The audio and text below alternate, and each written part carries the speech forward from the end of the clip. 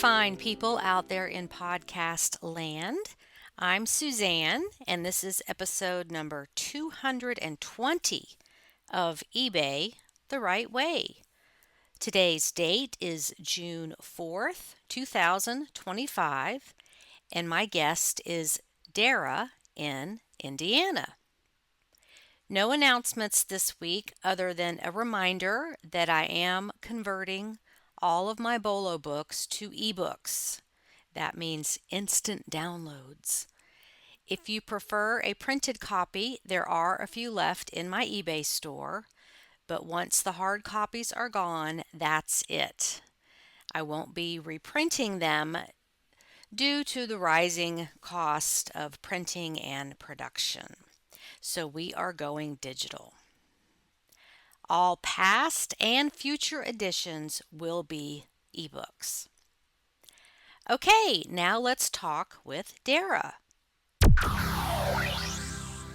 Hello, listeners, and welcome back. I have a guest that actually reached out to me wanting to come on the podcast. So we have Dara with us today. And how are you?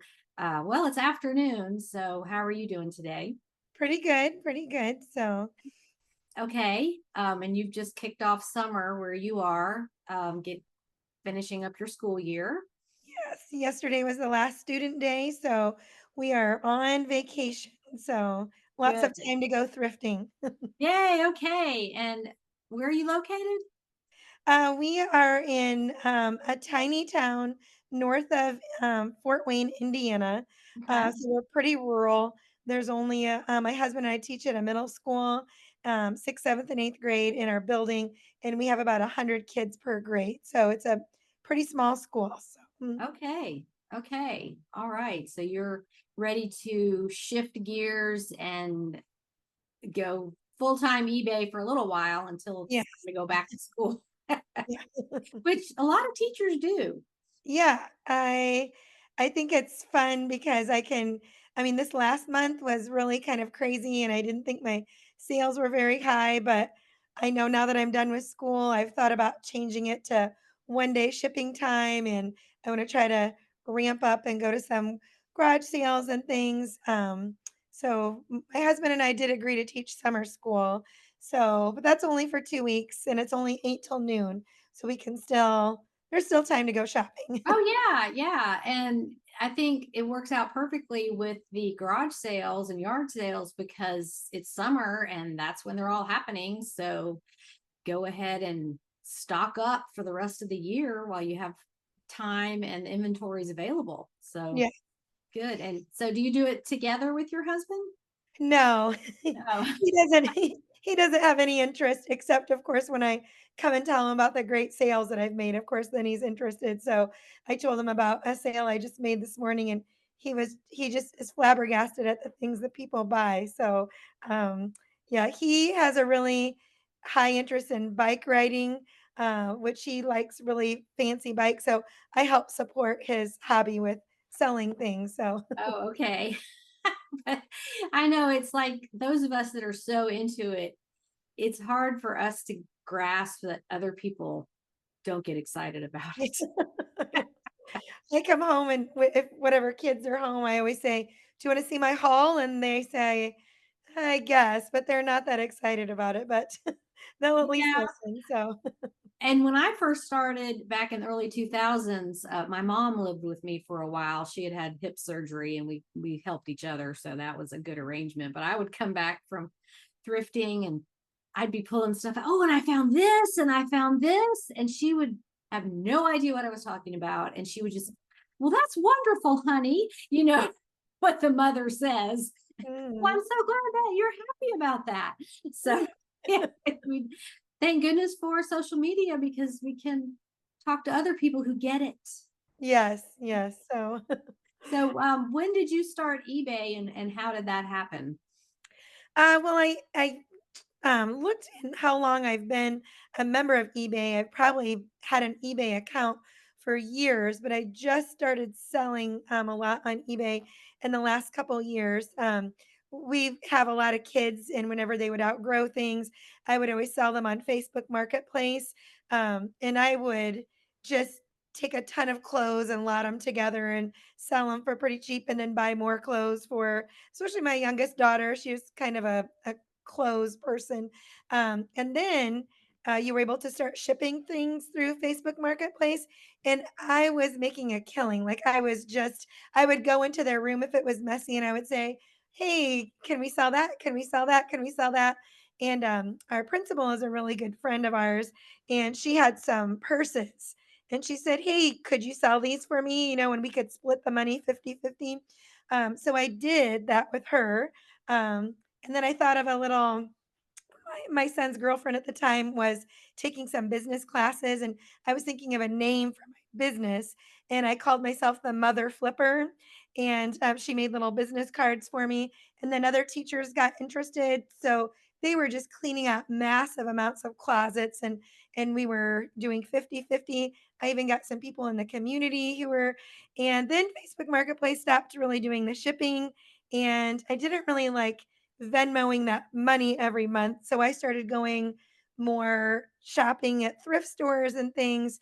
So it was my goal last summer to be completely on my own and have just my own things. So probably have been selling for about a year and a half on eBay, but about a year that's just been I go out and source all my own things. I just had another lady message me and say, "Oh, my daughter cleaned out her closet. I have some things for you." And I had told everyone I'm not doing that, so what I did instead was I just bought the things for her from her outright, like, I went through all of her things and said, "I could give you this much." I said, "But I told her, honestly, you might be better off going to, a resale place yourself," because it was a lot of things that I know don't have a lot of value to them. Right. So, I was just going down to our staff breakfast today, and a teacher asked me, "Do you still sell things on eBay?" And I said, "Yeah." And he said, I just have a whole lot of things, and I just kinda kept walking because I don't wanna take any other people's things. I just wanna get my own stuff. So, I would say for the last year and a half, I've really taken off on eBay. So and Good. honestly, I had downloaded the app before, and it always just seemed really confusing. It seemed overwhelming, and then I just sat and got into it, and it's not that hard to do. So, it's fun to do. So Yeah, I think new people look at it and there's just so much you have to learn. But if you just start, you'll learn as you go. You don't have to know everything before you list your first item. You'll figure it out. yes. And then back to the selling things for other people. Um, I think that's good when you're new Mhm, because you don't have to buy things. You can learn on other people's stuff. And mhm. trust me, I still do. I still learn as I'm going, but it's like, yeah, I don't want to do that again. I'm not doing that again. Yeah, And it can be tricky selling things for other people because they always think it's worth more than it is. They yeah. always think it's going to sell faster than it does. And it can be uncomfortable and, Mhm. affect relationships if Yeah, it doesn't work out the way they want because a lot of times people see us as, a meal ticket. Like, oh, I'll right. take my stuff to Suzanne and have her sell it. And, Mhm. I've started in the last, I don't know, 5 years or so, just saying, yeah, I really can't take that on. I've got too much of my own stuff. I'll never get to it. Right. It's better for you to go on to my school and learn how to do it, which is one reason I started that school. It's Yeah. a place to send people. Or, like you said, go to Plato's Closet or what's the Once Upon a Child, the kid one, Mhm. Yeah. um, or have a garage sale or like do something on your own that's non eBay because it's true. You want to work on your own stuff because Mhm. you get 100% of Yeah. the money. And there's nothing wrong with consignment. A lot of people do it and love it, and it's whatever works for you. So Mhm. there's pros and cons to every arrangement. Yeah. And a lot of my teacher friends that I did it for, they were all just, "I just wanna get rid of it." Like, "I don't care how much I make, like, it's just making a little bit of money." But then it was just giving a lot of things, like, some of them had kids, and kids I don't really do too many kids' clothes, but it was just stuff that was really worn, so I was just making a pile of possibly sell, would sell, and then just Goodwill, and a lot of the Goodwill pile was so much bigger, and then actually another teacher gave me some stuff right before spring break, and it was all her kid stuff, and she had asked me, "Are you still taking things?" I was like, "Oh, not really," but she's a good friend, so I said, "Yes," and I said, like, "What kind of brands?" And she said, "Well, like a lot of Sheen and stuff." And I was like, I probably won't sell that. So I ended up taking like the whole bag to Once Upon a Child. And I think I got like 80 bucks and I gave her 40 and I kept 40. And I said, "Is this okay with you?" And she's like, "Oh, yeah, fine." But I mean, she could have done that and just kept it all.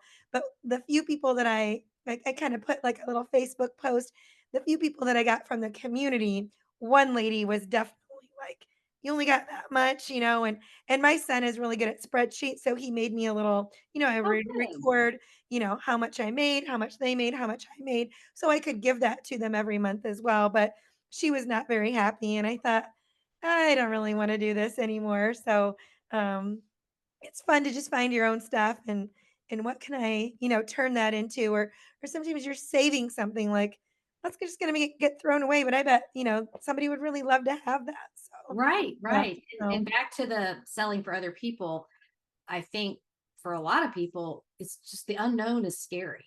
They yeah. just like, oh, you know how to do it. And even if it's just taking it to a consignment, Once Upon a Child or Plato's Closet or wherever. And like a lot of people are afraid to do that because they just don't know how it works. And, you know, maybe they just don't like to venture out into new things, but they see you being successful with it. And it's like, oh, she knows how to do it. Yeah, So, you have to have the personality to dive into it and figure it out. yeah. So, is you mentioned Goodwill? Is that your one of your go-tos for getting items to sell?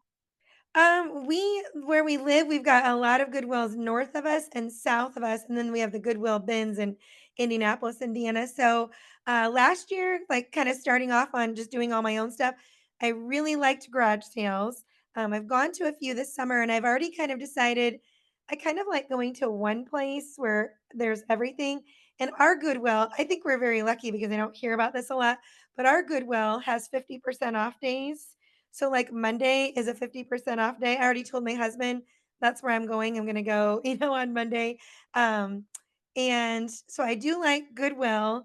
I do like rummage sales, and, because a lot of times you can fill up a bag for however much, but my husband keeps telling me, "I think those are more for people in need." And I said, "No, I think they just wanna get rid of the stuff, and it's going Yeah, you're towards." you're definitely in need. I need stuff to sell in my store. That's Oh, yeah. right, that's a good thing to tell him.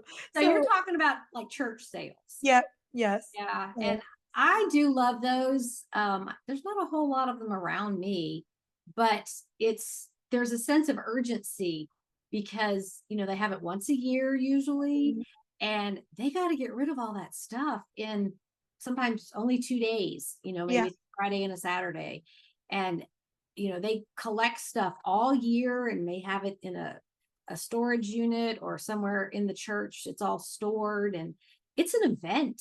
The volunteers love doing it. I did it for a few years for a really big church just to help them price things. And, mhm, um, that was fun. But, it was like, well, we got to get this stuff sold because we don't want to, they have to pay or they have to get volunteers to haul it off, to donate it or whatever it is. So, yeah, I love those, fill a bag on the last day, mhm, fill a bag for $1. Just yeah, please take our stuff, get it out. yeah. Yeah, so I just stopped at one, last week. I was going to, do a grocery pickup, and I saw there was a church, it's a really small church, and I walked in and, there is really it was in the sanctuary, so they needed to get everything out of there by Sunday, I'm sure, and there were just 2 ladies sitting in there was no one in there, and nothing was marked, and I said, "What are the prices?" And they said, "Oh, just free will donation."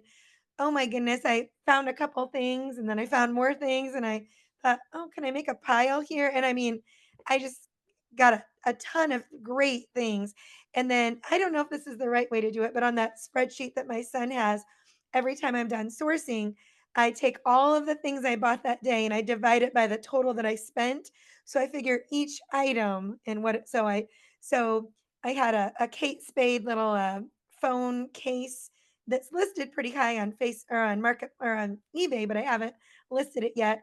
And for me, that cost $1.50. So I'm just anything I make over $1.50 is great. So, but that's kind of how I figure it. But yeah, they were just like free will donation, whatever you want to donate. And I said, is this amount fine? And they're like, oh, that's great.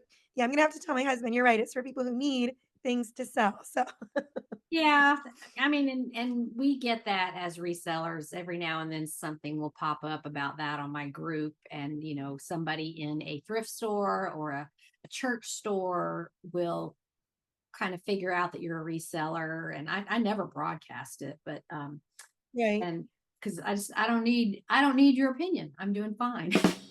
right, So, right, but they'll be like, oh, these are for people in need, and I'm like, my opinion has always been, I started this when I was a single mom. I lost my job. I'm in need. I'm out there hustling it to make money, so I'm not on public assistance and right. trying to figure out ways to do this. And I remember one incident. It was a cashmere coat. It was a beautiful overcoat, and I knew I could get at least $100 for that. So I bought that, and put it on eBay, and somebody messaged me about, I see that, or I hear that you're getting things from thrift stores and you're taking things away from the needy, and there's not going to be enough. And I'm thinking, well, first of all, like a cashmere coat, like why does a person who needs a coat need that one? Right. And no, we're never going to run out of stuff. There is so much out there. And I just commend anybody who does reselling, because you're working, you are hustling it, you're taking a Mhm, chance, you're investing your money. Sometimes you get stuff free, but you're investing your money in buying stuff. mhm, And um, I don't think we're taking anything away from anybody. I think mhm. we're rehoming things, people that need them. Right, right. And I think that coat went overseas to like somewhere it was really cold, like Iceland or Russia or something like that. And everybody was happy. Yeah, yeah. Oh, and back to your spreadsheet.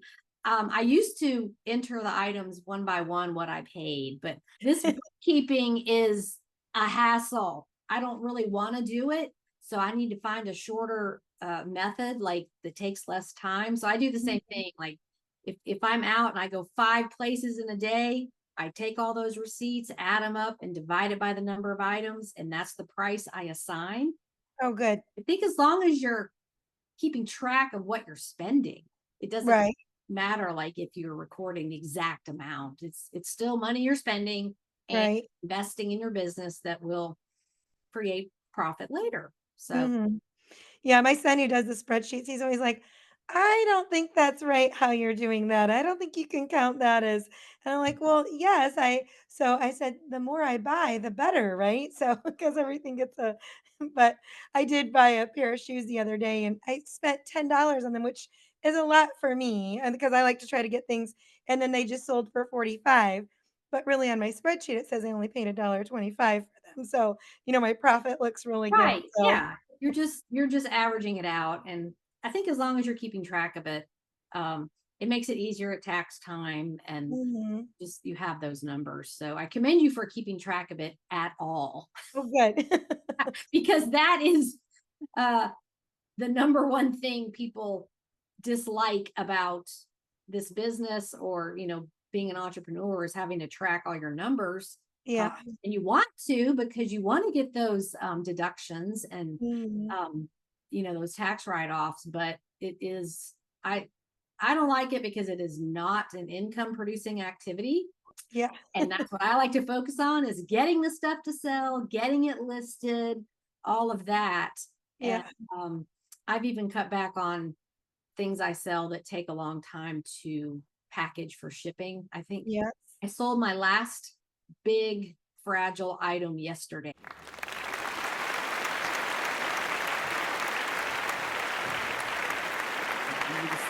I'm not doing that anymore. I don't Mhm. like it. Yeah. All I can think about is, oh, this is taking me 30 minutes and I could have listed 5 things in this time. But Yes. some people love it, so it's whatever works for you. But I kissed that big, it was like a cool embroidery framed thing.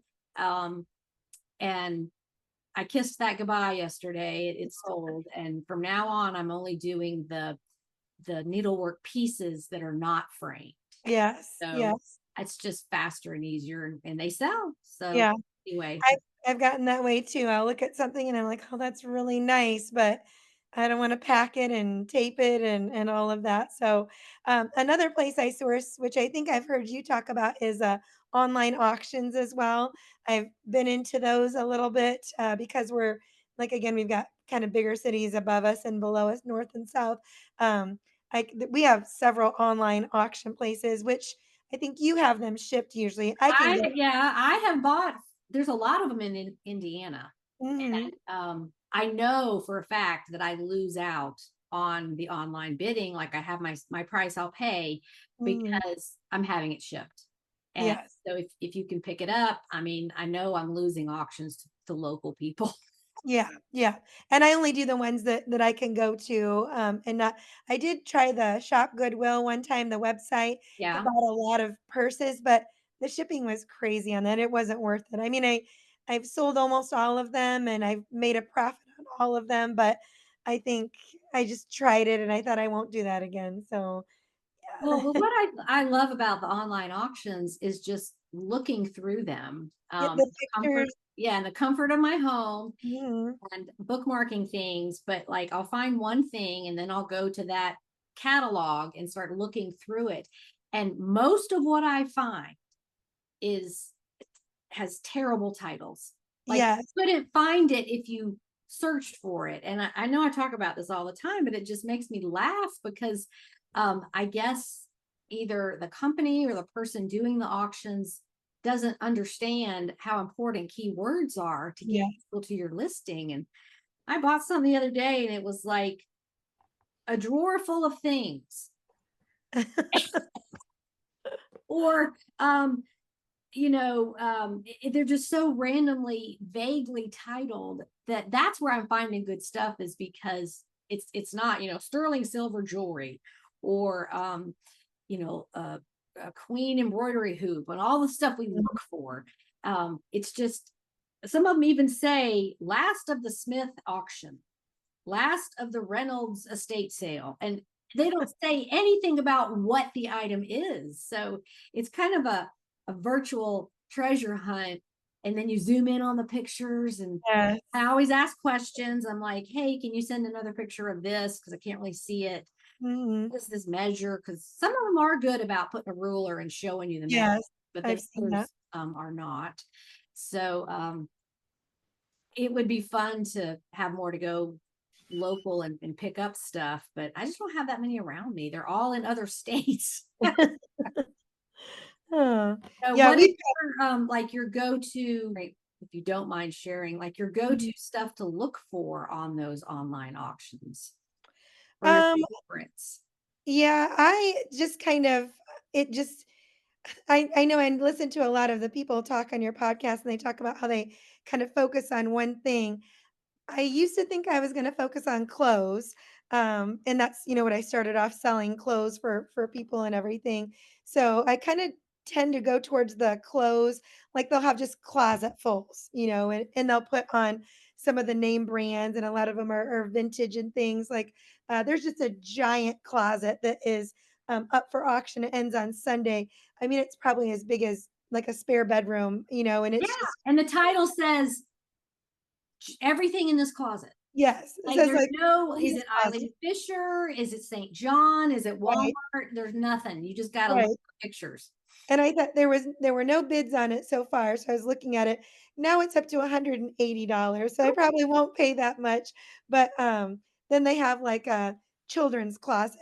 Children's vintage closet is what it says, and, it has a lot of just I looked up the name brands and on eBay, and a lot of them would sell really well. And then there was one that was a closet of ice skating costumes, like Oh, nice. vintage, and those are kind of interesting. So I Yes. think I just go by the pictures. Like I know there's things I don't want. Like I always skip by the tools and those sorts of things. Christmas sometimes, because you can see like they have the crystal or they have the different ornaments. So sometimes I'll zoom it. But then a lot of times you get the all the stuff, the giant Christmas tree and all the lights and the stuff that you don't want. I did win a closet bid from one and I went right to the Goodwill and I just made two piles. Stuff I'm going to take home and stuff I just donated. So I'm kind of just all over as far as what I look at, but probably mostly clothes, shoes, purses, those kind of things. So Okay. And are you a frequent flyer at the Goodwill bins? I've only gone a few times because it is in Indianapolis. So that's about 2.5 hours away Oh, from us. yeah. My son went to college even further south last year. So when we would go to visit him, I would stop at the bins. And so I think I've probably been there 4 times. And I do like it, but I don't know.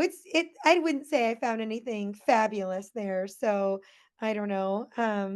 If I go to Indianapolis, I'll probably stop, but I wouldn't plan a trip to just go to the I bins. think that one's pretty wild and busy, isn't it? There's actually 3, I think, in Ah, Indianapolis, and I've been to 2 of them, and one is definitely busier than the other. But in both or all the times I went, they were just packed, like had tons of people there. So, people that probably make a day out of it. And I think every time I went, I either had my husband with me or my kids, so I wasn't going to be staying a very long time, like a right. couple Yeah. hours. I think the Yeah. first time we went, we were on the first rotation and my daughter found a pair of underwear and she said, "I'm done." And so she went over and she's a teenager. She was like, she made it like time for us to leave the whole time. She's like, I'm going to the coffee shop next That's door. Let right. me know when y'all are done. That's right. So, Well, so do you want to talk about some of your sales? okay, sure. So, I was telling a teacher today that I was going to do this today, and I said probably my first big sale was I went to a church rummage sale last summer. They had everything sitting outside. It was mostly clothes, just tables of clothes. And actually, it wasn't a church; it was a nursing home, and it was super windy. It was cold, and I think they were ready to be done. And it was only Saturday morning. She said, "We've got Walmart bags, fill them up. Whatever you want to donate is fine." So I was looking through clothes. I didn't see a whole lot, but I saw a Harley Davidson tag and I was like, oh, this will look interesting. So I pulled up these pink leather riding chaps. And I thought, well, these are kind of interesting. And I always try to go for the unusual. Or sometimes the ugly will sell well. So I thought, well, these are unusual pink leather riding chaps. So I went home, listed them. I looked at comparables and I listed them for $150 and sold them. So I thought, well, that was pretty good. So so that was Very good. exciting. So Yeah. and I just last weekend went to a garage sale, and there was this giant book of scrapbooking stickers. I was telling my husband about this morning. He was not impressed, but just jammed packed full of stickers. And I thought I like to go through things like that and just like lot little things together. So there were with it was all organized by holiday and season, but there were all these Susie Zoo stickers. Uh-huh. So I just picked all those out. I probably ended up with 10 sheets of them and I listed them on Tuesday, I think, for $20, a lot of like, and sold them. Like they didn't even send an offer or anything. So I thought that was great. And I thought, who would buy stickers? But yeah, they bought Well, them. No some of trouble. the vintage ones, these sticker collectors, I know that the Mrs. Grossmans sell very Oh, well. okay. And then like the wacky packs that were, back in the 70s and 80s, I guess. And also anything that's like scratch and sniff. Oh, yeah. Um, I guess I guess they're collectible because they were probably toxic, you know, Probably. back in the day when everything was toxic. Yeah. Yeah. Yeah, those can be pretty lucrative. Yeah. And I think I listen to a lot of podcasts, watch a lot of videos. So I'm kind of noticing names. I know there was I think it's the brand Supreme. I wouldn't think anything of this Supreme brand, but I was at a Goodwill and they had a new cart of things they were going to put out. And there was this bright pink, like bubblegum pink sweatshirt, Supreme. And I said, I think that is really high end. So I bought it for $5 and I think I sold that for $80. So, Yeah, it's what I'm thinking that Supreme stuff is it was like a social media thing where there was only limited numbers of things made. And so some of those sell for a lot of money because it was kind of like a whatnot concept where YouTubers would sell it on their live streams and stuff like that. And okay. there's only limited numbers made for this very purpose of making it more valuable. Okay. And that's the kind of thing I like to find at the Goodwill or garage sales. And I'm like, they don't even know what they have. I mean, they always mark up like Polo um or even like trying to think. They mark up like Hollister and stuff and it's like I don't know. Like I found a Tory Burch shirt and I thought they don't even know, what this is or like Cotopaxi. I wouldn't ever know Coda or REI, like these brands that, Huh? they're not real popular in Indiana, but probably more in like Utah or, out there, Colorado or Patagonia, that kind of stuff. So those kind of things are just fun to find. And I'm always usually by myself thrift store, but I look around like, oh my goodness, I just found this and they don't know I know. it's not Does even on anyone is anyone seeing this happen? You know, do I and really leave with this? So yeah, but like back to garage sales, sometimes they just don't care. yeah. Like they're moving next week and they need to get this stuff out. Mhm. They don't have to pack it and move it or fool with donating it or whatever. So I've been in that position. It's just like I need this gone and people can get a deal. Yeah. Sold my house like 10 years ago. I had a lot of big furniture and I was going to an apartment and couldn't take it. And I mean, I had this huge like corner desk with a hutch and cabinets and there's just no way I was going to move that. So I think a lady bought it for $100. Yeah. Like, good, I've had it 10 years. You enjoy it. You take it apart. You get it out of here. Yeah, Um, yeah. but a lot of times it's just whoever's having the garage sale. Maybe they know, maybe they don't know how Mhm. valuable something is. But it's the sense of urgency of I got to get rid of it. And lucky you, it's your lucky day. Yeah, yeah. Yeah. What's the most high dollar, most expensive thing that you've ever sold? Probably just clothing, kind of those different things that I found that have been some purses and some bags I've sold for quite a bit. I did buy some purses from a lady locally on Marketplace and sold some of those, like some Coach. I can't remember. There was like a Bagatelle, I think it is, or a Yeah. couple of, or some Kate Spades. But I did have a couple of things, and I should probably investigate this more this summer.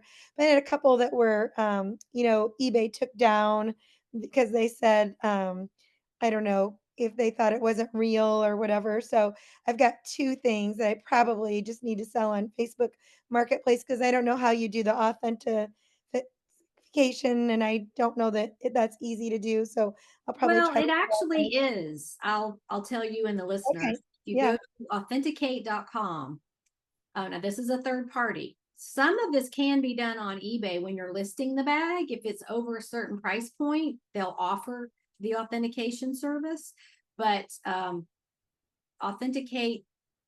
authenticateFirst.com, and you send pictures of what you have and they tell you, and it's I don't know, like $20. So it's a little bit of an investment. And even if it's not authentic, at least you know and you don't list it and get in trouble. Right.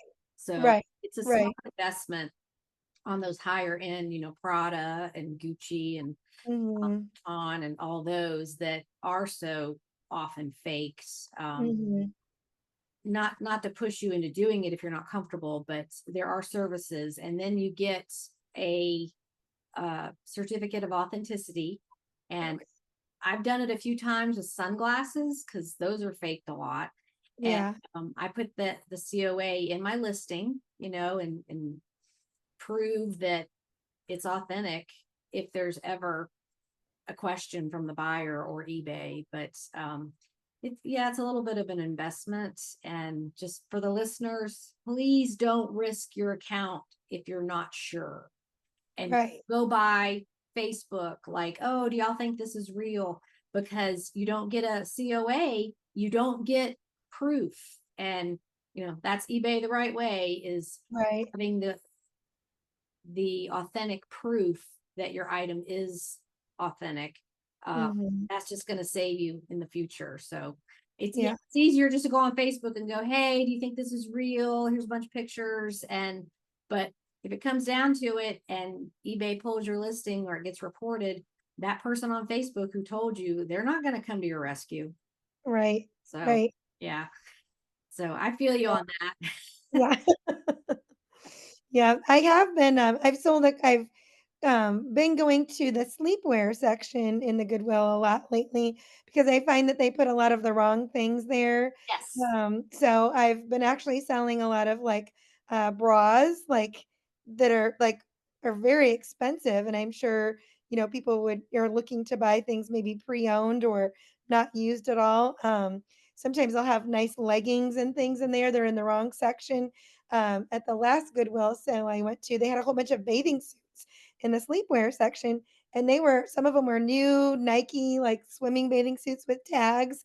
So I sold quite a bit of those right away. Or I think there were like some Athleta brand that were very new. So at first I thought bathing suits, would those really sell? But they have. And bras, and I thought, would that really sell? Like anytime I put a sports bra on, it sells almost right away. So Yeah, very well, quickly. the So swimwear I've done like my entire eBay career, and that's really. just one of my standard bread and butter items. Mhm. In fact, I went to a Goodwill near a lake a few weeks ago, and Oh yeah. all this brand new swimwear. I guess, people buy extras or whatever, or they Mhm. whatever clean out their closets, and Lands End, LL Bean, Speedo, those kind of brands, and they sell all year.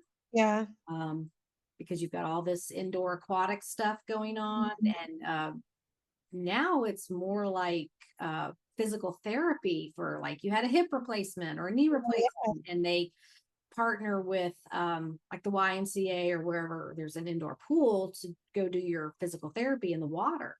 So it's not just aqua fitness and going to the beach, and going on cruises is huge. So Yeah. yeah, Mm. swimwear, you average person would be like, what?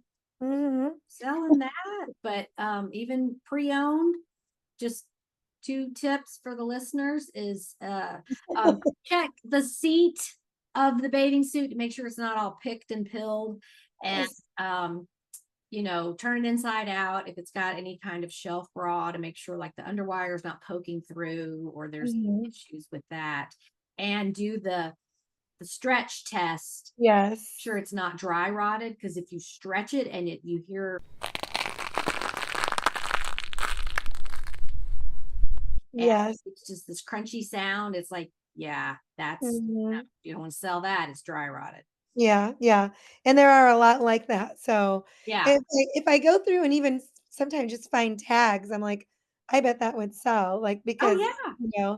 like, one I don't usually sell Victoria's Secret, but there was just a Victoria's Secret bottom, and it was a size large, so a good size, and it still had the tags on it, and I thought, and it was a newer, like, I did a Google Lens, it was a newer model. I think I sold that right away for $20, so that would be, cheaper for the person than to get it on the Victoria's Secret website. So, Yeah. yeah. So, and I thought, I "Why think not?" you're right. The sleepwear section is kind of a catch-all. If the Mhm. employee doesn't know where to put something, they just stick it in there. uh, Yeah. and who was it? Was it Lori? One of the Laurie's, can't remember, who had the sort of Hugh Hefner smoking jacket type thing, Oh, yeah, yeah. um, that sold for like $150, and Yeah. some of that stuff is high dollar and Mhm. is overlooked because you've got a lot of resellers that don't don't even look there. Like, ew, No. where that's gross. Yeah. I don't want to touch that stuff. But Yeah. some of the like Nick and Nora patterned Yes. Christmas pajamas and the Mhm. Lance of Salzburg nightgowns Mhm. and the canyon robes. Do you know what those are? Mm-mm. It's like the thick terry cloth um, with designs on it. So, like on the TV show The Nanny, Yeah. she wore one. They called it the wedding cake because that's what it looked like. But it's very plush, and it might have a star and a moon on the back, and the company's Canyon, and those sell for over $100. And it just Okay. like a terry cloth bathrobe, Yeah. but they're funky designs. So there's all Yeah. treasures Yeah. hiding in sleepwear if you're willing to look through it. Yes. And So usually when I'm at the sleepwear, then the linens and bedding and stuff, I look through that as well to just I did find one time a Tommy Hilfiger denim pillowcase and sold that for $35. I mean, it's just one pillowcase. And I thought, yeah, and Tommy Hilfiger isn't, that great of a selling name for me clothes wise, but I thought I'll try it, a pillowcase and it sold right away. It wasn't a pair of them or anything, just one. So I thought, yeah, and a lot of those home goods, the bedding and the valances and tablecloths, they get worn out, they get ruined. Somebody spills red wine on your beautiful tablecloth. yeah. I wouldn't even serve anything like that if it was going to possibly be damaged. But like the pillowcases, they may just need another one. Right, They may right. dog chewed it up or got put in the bleach load or whatever. Something happened to it, and they need another one. So Yeah. don't be afraid to sell things that came in sets, but they're not in sets anymore. Yes, yes. So I just sold some pottery, no, Pier 1 cloth napkins the other day. Yes. So it was a set of 8, which I thought, well, that's kind of weird. And we were talking about selling things breakable that you don't like to pack, big things. I always see Fiesta wear when I'm out garage sailing, but it seems like there's a lot of Fiesta wear out there. So I was at a garage sale last week and they had Fiesta wear flatware. They had like 8 black ones, 8 blue ones, and 8 red ones and I didn't know if I should list them all together. So I listed them individually first, like the different sets, and I sold one set for 25.24.99, which wasn't a lot, but I thought, well, there I can kind of try Fiesta wear, but not the that silverware is easy to sell. So I mean, I can just pack that up. But Yeah, I that's know easy. some people buy silverware, but I can't read with my, try to see all the print and all. But Fiesta wear, that seems like something I could, that said right on there. So that was interesting to sell. So And that Fiesta ware, the dinnerware and the plates and the pieces, they're heavy. yeah, yeah. This one garage sale, they had like creamers and bread. I mean, they just had like all these unusual pieces, which probably would have been good, but like you, I didn't want to ship any of that stuff. So I just went for the silverware. And there's listeners out there like, oh, I love Fiesta ware. I love Oh my shipping goodness. it. And that's wonderful. You Yes, guys can have that. And yes, I'll go over here to the stuff that's easier to ship. I've been getting yes, more into like oddities, just weird stuff that like there's not going to be another one like this out there. And yeah, photographs and drawings and stuff like that that just um it's easy to ship and just no competition on it. yeah, that's true. And I know I didn't mention estate sales. I like to go to estate sales as well. And sometimes you can find those oddity type things at estate sales, like especially the second day. How much do you want for all these postcards? Because, no one's going to buy these postcards, but they can be kind of fun to go through and group together. I've sold postcards before. I forgot where I got them, but sold um, grouped them together like Florida, Washington, and sold quite a few.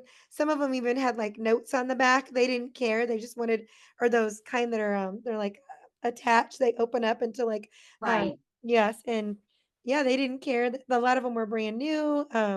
So I was down to just a few, and I took them down because I thought all right, I've sold all of them that I want to sell of those, but made my money. So Well, and I think there's people that for home decor type stuff, they follow the certain aesthetic, like the farmhouse, rustic. Mhm, But mhm, within that, they want unusual things to be more individual. So I sold this drawing of an Alice Chalmers, it's like a tractor company. It was an mhm. Hoover, and it was a drawing from 1949 out of this artist's sketchbook.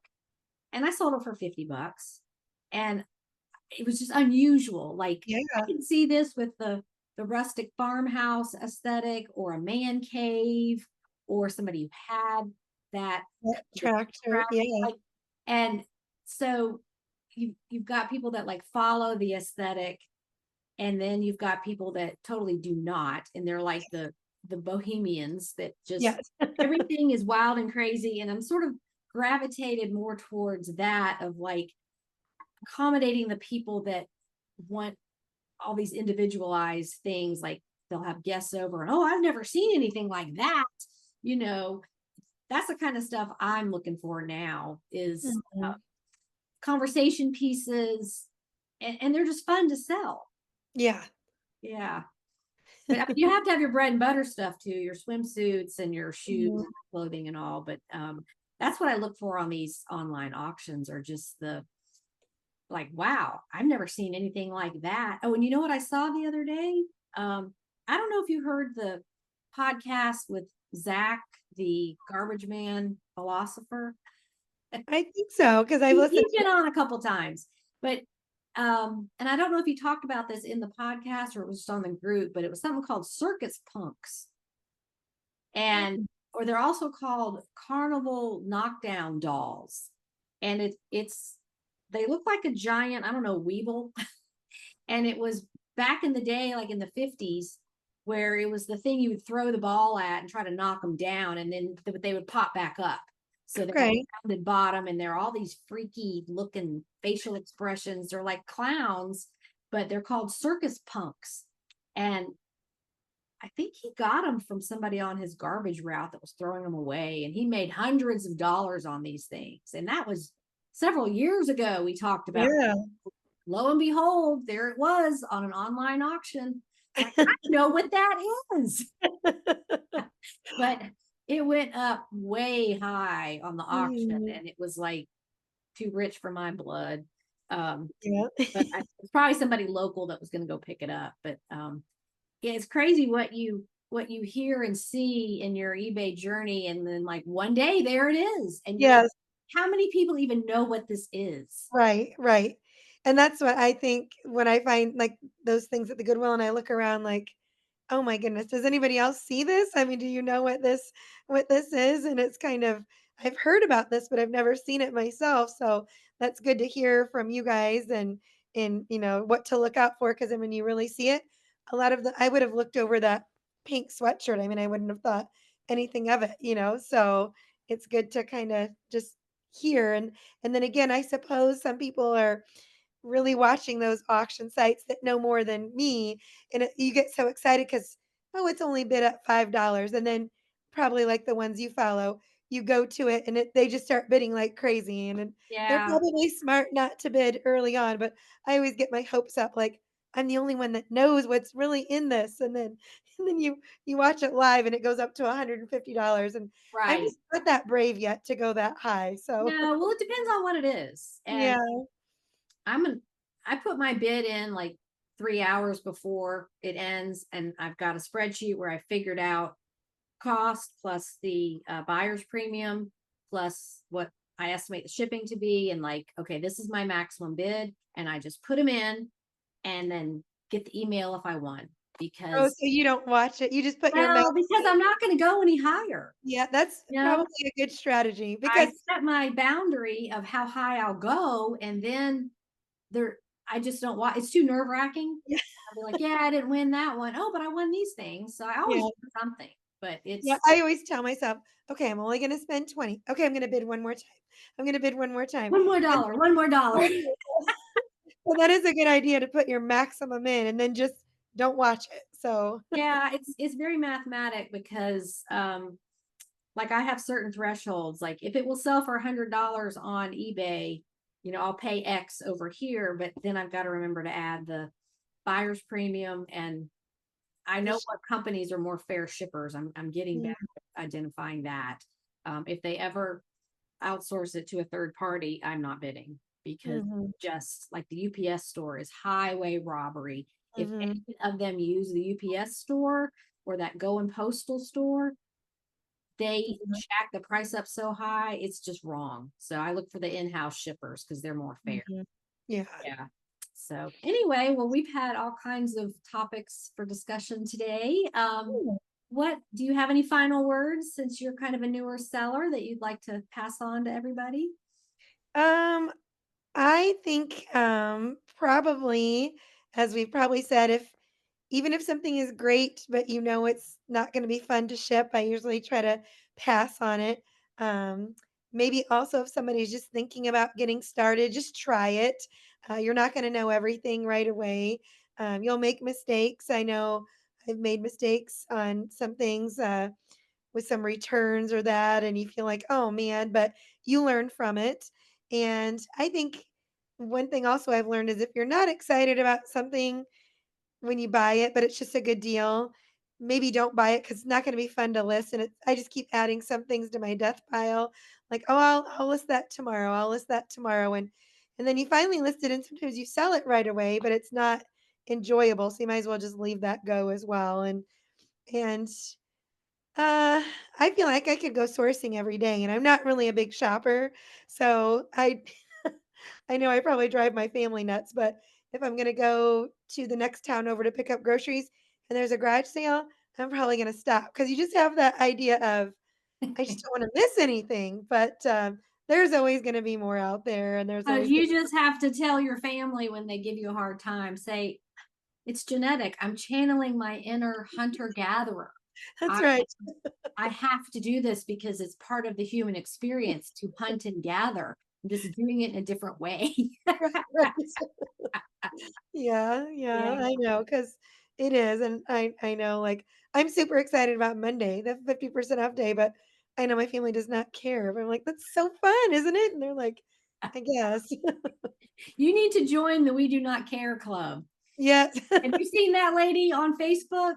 No. She's this lady, she's like perimenopause, menopausal, and she just started this club called the We Do Not Care Club, because when you get up that age, you just really start not caring.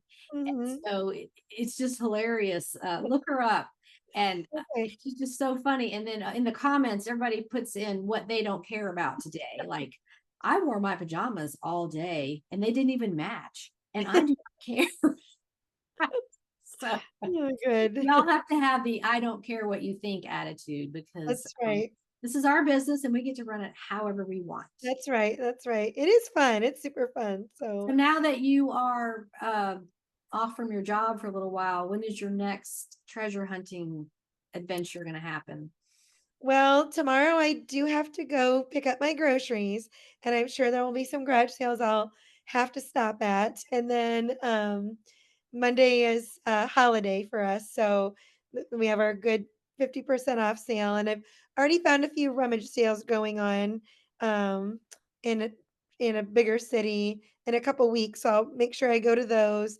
And then this online auction is ending on Sunday, so it could work out perfectly. I could go pick up the items when I go to the Goodwill sale on Monday. So I'm hoping I win some things there. So Oh, you've got an extensive plan. I Good do. for you. We're on summer break, so I'm ready. And I only have about 20 things downstairs that need to be photographed. So I'm right. So I told my family, I mean, I have to go sourcing because I'm down to very little. Like I hardly have a death pile right now. So like you said, it's summer, so I want to try to build that pile up a little bit so I can get through.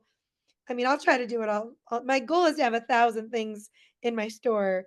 I was close to 700 over spring break, and then school got crazy. So I'm at like 650 right now. So I want to Oh, try to get up there. Not that it even matters if you have that much, but just, I don't know. it is a goal to work towards. So Yeah. Okay. Well, thanks again for reaching out to come on. Yeah. Pleasure to meet you, Yeah. and wish you all the best with your future eBaying. Yeah. Thank you. Okay. Bye. Bye. Next week, my guest is Lisa in the Pacific Northwest, so make sure you tune in. Same bat time, same bat channel. Thank you all so much for listening and supporting this podcast and being part of this eBay community. I hope you have a fantastic week on eBay. Bye, everybody.